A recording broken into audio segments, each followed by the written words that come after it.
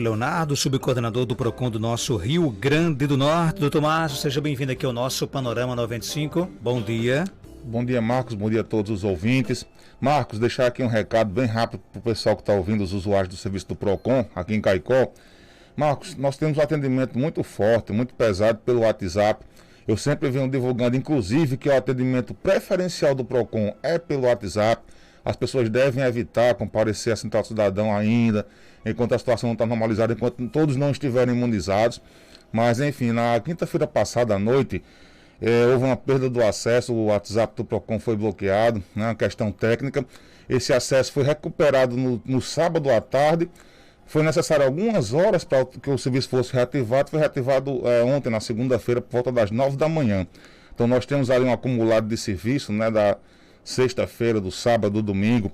Então as pessoas podem continuar usando normalmente o WhatsApp do PROCON para entrar em contato com o PROCON, para apresentar sua reclamação.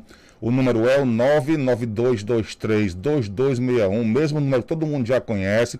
No entanto, se você entrar em contato, eu não lhe responder hoje, amanhã, se demorar um pouco mais do que o normal, porque eu tento responder todo mundo, Marcos, em tempo real. Mas enfim, se isso não for possível, é porque estamos com um acumulado muito grande de serviço. Mas não se preocupe, não fique receoso, todas as reclamações serão recebidas, todos os encaminhamentos serão dados, ainda que isso demore um pouco mais do que o normal, porque parece brincadeira, meu amigo, você passa ali 2 dias sem poder trabalhar normalmente e você acumula o serviço de 30 dias. Né? Nós estamos ali com um volume anormal de serviço em atraso por causa dessa situação, mas daqui em diante, desde ontem, da manhã da segunda-feira para frente, o serviço aí, não vou dizer que é 24 horas por dia não, mas é quase isso, porque eu até sonho com o serviço. Okay. Então, quem está aí com um pouco de atraso, quem demorar um pouco a resposta a chegar, não se preocupe, porque todos serão atendidos sem exceção nenhuma.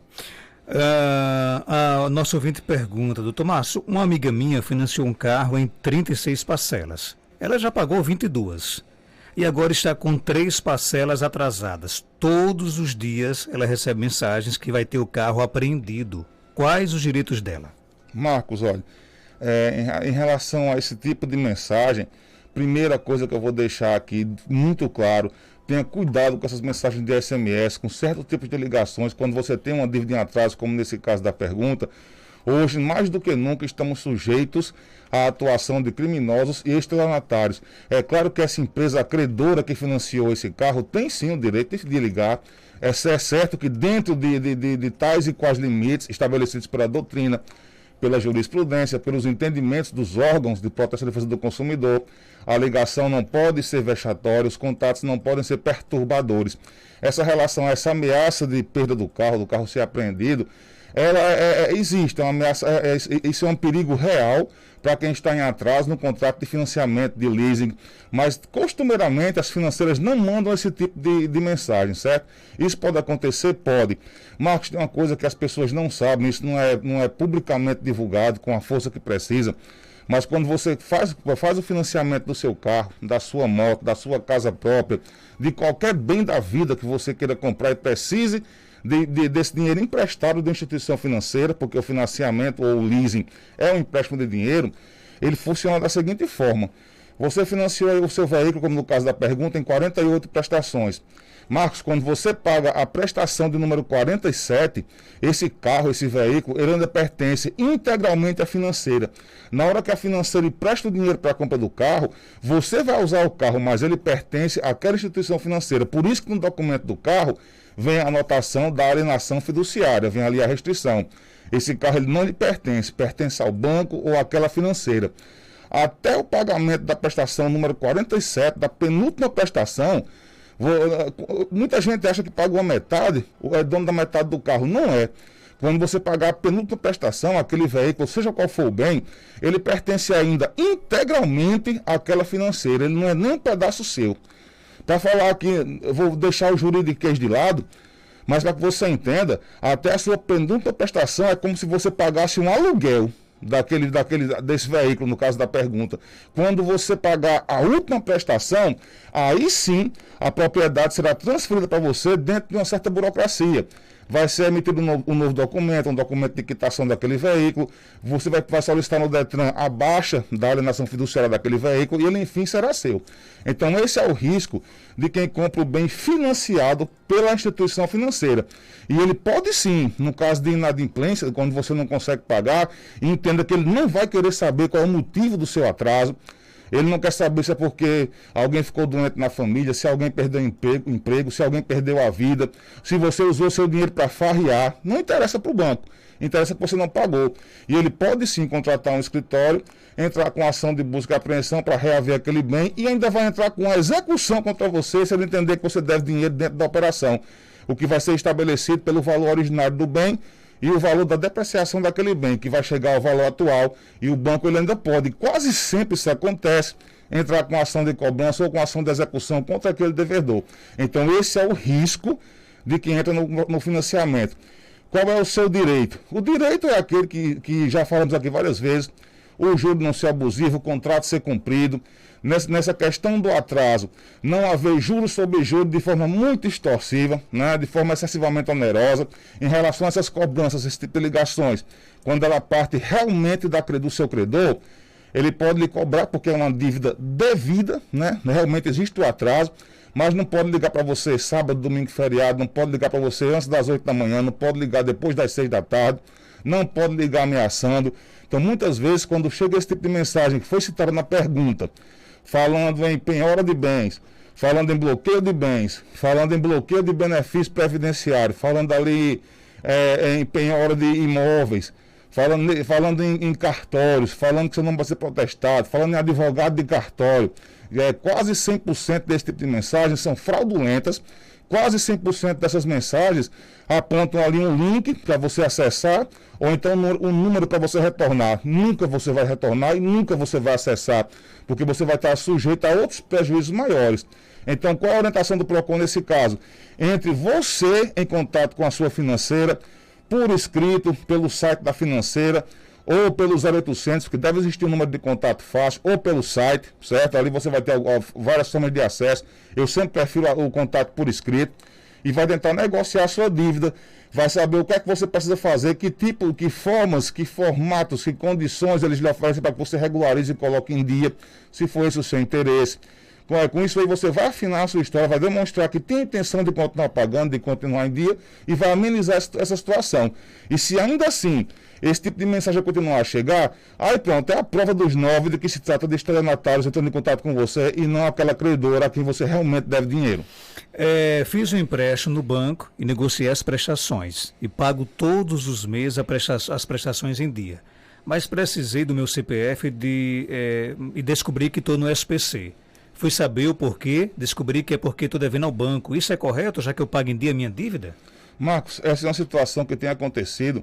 Tem acontecido isso muito, muito recentemente nos financiamentos da casa própria.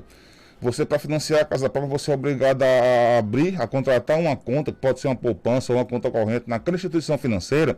E naquela conta você vai depositar todos os meses o valor da sua dívida, o valor da sua parcela, e o banco ali vai cobrar, vai debitar automaticamente da sua conta. Está acontecendo que, não sei se é o caso da pergunta, mas serve de exemplo, que as pessoas estão colocando dinheiro na conta, mas o banco não estava cobrando. E algumas pessoas chegaram a ser negativadas, e quando entraram em contato com o banco veio dizer, não, a culpa é sua, o valor não está sendo pago, mudou a forma de cobrança. Os consumidores, Marcos, não foram avisados de que haveria uma alteração na forma de cobrança. Porque isso aí o banco tem que avisar, olha só, ele não pode alterar a forma de cobrança, e o simples fato de avisar, tornar legal essa mudança não. Ele tem que perguntar ao consumidor se ele aceita. Quando o consumidor contratou, existia um formato. Essa alteração unilateral de contrato não é permitida pela lei, assim, ao alvedrio, a simples vontade do banco, que é a parte mais forte, mais poderosa da relação de consumo. O consumidor tem proteção especial, prevista na Constituição, prevista em legislação federal. Então isso aí tem que ser cumprido. Então nesse caso aí do ouvinte, onde você tem uma dívida que você não deve, está em dia, e ainda se seu nome foi negativado, você pode procurar, tem duas opções aí. Você pode procurar o PROCON para discutir com a instituição exclusivamente a baixa, a retirada ou a exclusão dessa anotação em cadastro de proteção ao crédito. Aí, ou você pode procurar imediatamente o juizado especial civil na cidade de Caicó, Se o banco for uma instituição federal, que aqui nós só temos uma, que é a Caixa Econômica, você vai procurar a vara federal. O juizado especial está na vara federal na cidade de Caicó. Se for qualquer outro banco, vai procurar o juizado especial estadual. São 2 prédios, um de frente do outro na cidade judiciária. Você pode, se você tiver as provas do seu pagamento, você vai nesse pedido já solicitar na forma de liminar, que o juiz determine a baixa nessa negativação, né? E você ainda vai discutir uma indenização. Porque isso, Marcos, a negativação indevida de um brasileiro, de um nacional, ela gera o que a doutrina chama de abalo de crédito. E o abalo de crédito, ele é indenizável, ele cabe a indenização. No caso desse, você provando realmente que foi negativado indevidamente, você não vai ter que provar seu direito à indenização. Esse direito já é reconhecido pelo judiciário, pela doutrina, pela jurisprudência. O que vai se decidir apenas é o valor da indenização. Então, quem passar por esse tipo de situação, Marcos, se todo mundo que passar por esse tipo de situação procurar os seus direitos, pode procurar, dependendo da sua urgência, pela limpeza do seu nome, pode procurar o PROCON. Se não for tão urgente essa limpeza, vai procurar a via judicial, porque o processo judicial é um pouco mais burocrático, vai demorar um pouco mais. Mas essa empresa, quem lhe negativou indevidamente, tem que ser punida e você tem que ser indenizado. Se todo mundo procurar o seu direito, com certeza a tendência é que o serviço um dia melhore. Quanto menos você procura o seu direito, a tendência é que a situação só piore. Doutor Márcio, comprei uma casa pela Caixa Econômica. A casa apresentou problemas na estrutura e o construtor resolveu prontamente. Só que a parte do gesso da casa, ele disse que não tinha garantia. Apresentou problemas em 2 locais diferentes no gesso. Ele me falou que a garantia não cobria o forro. Fiquei sem entender, porque a garantia não cobria a casa como um todo. E aí? Marcos, vou transformar numa situação bem menor, para que todos entendam o que é legal e o que é ilegal. Você compra um liquidificador, um multiprocessador, vem pintado na caixa com um selo ali, 1 ano de garantia. Alguns falam que até promete uma garantia maior, 18 meses, 24 meses, enfim, você começou a usar o produto, dentro do prazo de garantia, quebrou ali uma peça do nada, apresentou ali um defeito, um vício. Quando você procura o fabricante, a loja ou o fabricante e é encaminhado para assistência técnica, recebe a informação de que certas peças, certas partes não têm garantia. Se quebrar uma peça plástica, não tem garantia. Eles se recusam até a analisar o que foi que houve, o que causou aquele problema. Porque às vezes a peça plástica quebra devido à própria trepidação daquele produto. Ele já tem um vício ali no motor, ele trepida mais do que o normal e quebrou a peça plástica. Mas eles falam, não, isso aqui não tem garantia. Isso obviamente que é abusivo. Não é? Da mesma forma que existe um selo ali, da mesma forma que o contrato da casa própria prevê uma garantia, um seguro garantia, e ali você vai ter vários formatos que vão de 1 ano, 5 anos, até 30 anos, dependendo do seu contrato. Então, a informação que você tem é que está garantido, né? Então, para que fosse legal, para que a gente pudesse analisar uma possível legalidade no caso do liquidificador que eu citei, maior do que a propaganda que fala que ele tem 1 ano de garantia, deveria ser essa restrição que fala que a garantia não cobre peças plásticas. Para quê? Para que o consumidor, quando pega ali a caixa, antes de ver 1 ano de garantia, veja que a parte plástica não tem garantia. Porque isso está previsto em lei. A qualquer cláusula contratual e não só o contrato da casa própria, como até a caixa desse liquidificador, Marcos, eles integram o contrato. Toda informação que está ali exposta ao consumidor, ela é considerada uma cláusula contratual. E a cláusula contratual que tira direitos, que gera obrigações, restringe direitos do consumidor, tem que estar redigida com destaque. Então, a parte que fala que o plástico não tem garantia tem que ser maior do que a que fala que a garantia é 1 ano no contrato da casa própria, para que a gente pudesse analisar se há ou não legalidade na negativa de cobertura do forro de gesso. Isso tem que estar redigido por escrito, maior, com destaque dentro das cláusulas contratuais. Se aquele contrato é redigido ali em letra 12, forma 12, essa parte restritiva tem que estar na 14. Tem que estar no black, tem que estar sublinhado, tem que estar em negrito, tem que estar em outra forma maior, que o consumidor veja aquilo com mais facilidade. Se isso não existir previsto em contrato, se isso vier a ser dito verbalmente, ou se mesmo estando em contrato, o consumidor só ficou sabendo disso depois, porque ainda que esteja no contrato, Marcos, quando a lei fala que as explicações têm que ser claras, precisas, pormenorizadas, isso não inclui, isso ultrapassa os limites do que está escrito. Tem que ser verbal também. Tem que ser verbalizado de forma clara, tem que ser explicado a você de um jeito que um doutor em direito entenda, que um doutor em medicina entenda, e que uma pessoa que mal sabe assinar o nome também entenda, do mesmo jeito. Se não, eu nem analiso se é legal ou se é ilegal. É ilegal de pleno direito, né? É nula essa cláusula de pleno direito. Então esse consumidor, para que a gente pudesse analisar alguma coisa, ele tem que chegar dizendo aqui, olha, mas antes de comprar, me disseram que não comprei o forro de gesso, está escrito no papel, isso é legal? Eu vou dizer, vamos analisar dentro de certas condições se é ou se não há ilegalidade. Se ele ficou sabendo disso só quando precisou, se ele só ficou sabendo que a garantia não cobre o forro de gesso quando ele precisou, quando apareceu o vício, que esse vício vai apontar o quê? Que houve uma má execução do serviço, que alguma coisa está errada na estrutura ou na própria aplicação e ele pagou por um serviço de qualidade. Né? Ele não vai reclamar, Marcos, se daqui a 1 ano, 2, 3, 4, 5, 6 anos aparecer um trinco, isso é normal. Até pela variação de temperatura isso pode acontecer. Não pode acontecer abaixo de 1 ano, com 6 meses, dependendo do que lhe foi prometido, nem com 1 ano e tanto, com 2 e tanto, tudo depende da oferta publicitária. Mas se o consumidor só ficou sabendo que estava descoberto, que estava aí contando com a própria sorte, e agora quando precisou, eu já digo que há uma ilegalidade aí, né? Porque o direito de informação do consumidor não foi cumprido.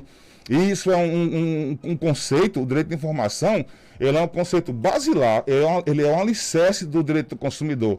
Se o consumidor tem dúvida, se ele acha que alguma coisa está errada, eu, enquanto servidor do PROCON, já pressuponho que de fato está errado e o consumidor está certo. Qual a orientação? Entre em contato com o construtor, entre em contato com a Caixa Econômica, você pode acionar o seguro pela Caixa Econômica também.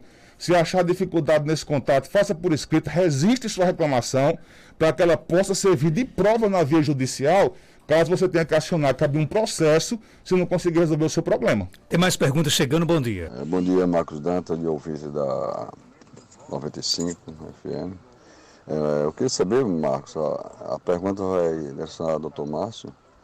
O que poderemos fazer sobre essas ligações indevidas de telefone, principalmente da Claro, rapaz? Eu recebo por dia umas 7 a 8 ligações de estado diferente, oferecendo o plano da Claro. O que fazer, rapaz? E quando a pessoa diz que não quer, parece que eles insistem em ligar. Eu acho que ele bota uma listazinha lá. Esse não quer. Bora abusar até não querer mais aqui, né?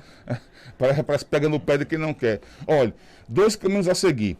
Levando em consideração, considerando que a ligação é realmente dessa empresa, realmente da Claro, ou que nos casos de TIM, Vivo, ou de bancos, de seguradoras, de cartão de crédito, levando em consideração que a ligação é realmente dessa empresa, existe um serviço do governo, criado inclusive por lei, um site que é o www.nãomeperturbe.com.br. Apesar de ser .com e não .gov, esse site ele existe a partir de uma ação governamental, de uma ação política, justamente em defesa do direito do consumidor. Então, nesse site, nesse www.nãomeperturbe.com.br, quem está ouvindo, quem estiver passando por isso, basta procurar, basta digitar no Google Não Me Perturbe, que já aparece o site. Então você vai entrar nesse site, vai se cadastrar, vai cadastrar seu telefone e vai indicar qual a empresa, ou quais as empresas, ou quais números de telefone você deseja que não mantenham contato com você, que não lhe perturbem. Como diz o site, nãomeperturbe.com.br. Vai fazer um registro ali e vai solicitar que o próprio site mantenha contato com essas empresas e suspenda as ligações. Márcio, isso aí vai suspender a ligação? Não sei se vai suspender, mas depois de você tomar essa medida, deixando claro, provando de forma material que não deseja o contato daquela empresa, você vai poder, inclusive, acioná-la judicialmente em momento posterior. Você deixou claro, eu não quero que você fale comigo. Falou comigo, está me perturbando, tirando meu sossego, com ligações inoportunas, várias vezes durante o dia, em horários inconvenientes, em feriado, em dia santo, sábado, domingo, isso não pode acontecer. Então, a prova cabal de que você não deseja que isso aconteça com você, vai ser esse cadastro no Não Me Perturbe. Se ainda assim a empresa insistir nessa atuação que não é legítima, que não é permitida pelo direito, você vai ter ali uma prova real que vai fundamentar uma ação de reparação cumulada com a obrigação de fazer. A obrigação de fazer é você pedir ao juiz que aquela empresa suspenda, que ela paralise em definitivo aqueles contatos, né? E vai poder ainda pedir ao juiz que ele lhe repare moralmente, porque se você se sentir ofendido devido àquela quantidade de ligações. E uma coisa que fica aqui muito claro, foi citada uma empresa, Marcos, aqui na pergunta, Mas não importa qual seja a empresa de telefonia, não importa qual seja a empresa de TV por assinatura, não importa qual seja o banco, não importa qual seja a operadora de cartão de crédito, a seguradora, o grupo de consórcio, quando essa empresa liga para você, ela nunca vai lhe oferecer um serviço que lhe interesse, que seja bom para você enquanto consumidor. Se você precisa contratar alguma coisa de uma dessas empresas, você, enquanto consumidor, vai fazer pesquisa na internet, vai procurar as lojas dessas empresas na cidade de Caicó, vai analisar, vai entrar nos sites de consulta de satisfação de consumidores, vai escolher um produto adequado para você e vai entrar em contato com aquela empresa para contratar aquele produto. Você vai procurar um serviço bom para você. Tenha certeza que quando essa empresa ou essas empresas entram em contato com você, é para oferecer coisas que são boas para elas. Elas vão estar ali gastando dinheiro com funcionário, gastando dinheiro com ligação, gastando dinheiro com o SMS, e isso aí não é para trazer benefício ao consumidor. Isso é um investimento para que gere renda para aquela empresa. Então, você quer um serviço, você procura o serviço. Você tem um contrato de telefonia, você quer mudar para outro formato, você procure, não aceita aquele que ela lhe oferecer. Você procura, você vai atrás, essa é a melhor maneira. Na perturbação do site, se for uma empresa real ligando para você, o Não Me Perturbe pode resolver. Se não for uma empresa real, como infelizmente estamos sujeitos, estelionatários, golpistas, esse tipo de coisa, não vai ter ação governamental que resolva, a não ser prisão, que é difícil você identificar esse tipo de quadrilha, esse tipo de organização criminosa. Mas enfim, acesse o Não Me Perturbe, faça o registro, dê print no seu celular, imprima aquela página da reclamação, deixe tudo registrado. Se não for resolvido, pode procurar sim a via judicial na cidade de Caicó. Ok, doutor Márcio, obrigado por sua participação. A turma aqui está pedindo para que você pausadamente, repita aí o WhatsApp do PROCON. Vamos lá, pausadamente. Vamos lá, pessoal. O WhatsApp do PROCON 992232261. Marcos, repita aí com sua voz maravilhosa, porque a minha é enrolada. 99223, né? Vamos lá, 992232261. Corretíssimo. 992232261. Por favor, quem falar comigo hoje, quem falou comigo da noite da quinta-feira até agora, que eu não respondi ainda, lembre-se que houve um problema, ficamos aí mais de 2 dias inteiros sem o acesso a esse WhatsApp. Só foi restabelecido totalmente o serviço ontem, a partir das 9 horas da manhã. Então tem uma carga aí acumulada de serviço. Eu tento responder em tempo real, mas não vai ser possível. Hoje não será possível, talvez amanhã também não. Como eu disse no começo do programa, ficamos aí da quinta-feira de noite até a segunda-feira de manhã sem poder usar o WhatsApp normalmente. E parece que acumulou aí 1 mês de serviço, com esses poucos dias. Então um pouquinho de paciência, mas todos que entrarem em contato serão atendidos. Todos serão respondidos, sem exceção. Marcos, dá tempo para o recado do coração? Claro. Então, se faltar esse recado, Maria, então, você nem entra em casa, né? Rapaz, eu acho que eu preciso mais do recado do que minha mãe, do que a namorada. Então, os beijos e abraços do mundo inteiro para a mamãe, que está nos ouvindo agora ali na Boa Passagem. Para a Ali, que está nos ouvindo do Recreio. Obrigado pelas perguntas, pelo espaço e até a próxima terça-feira. Muito bem, são 7h29, confirmando 7.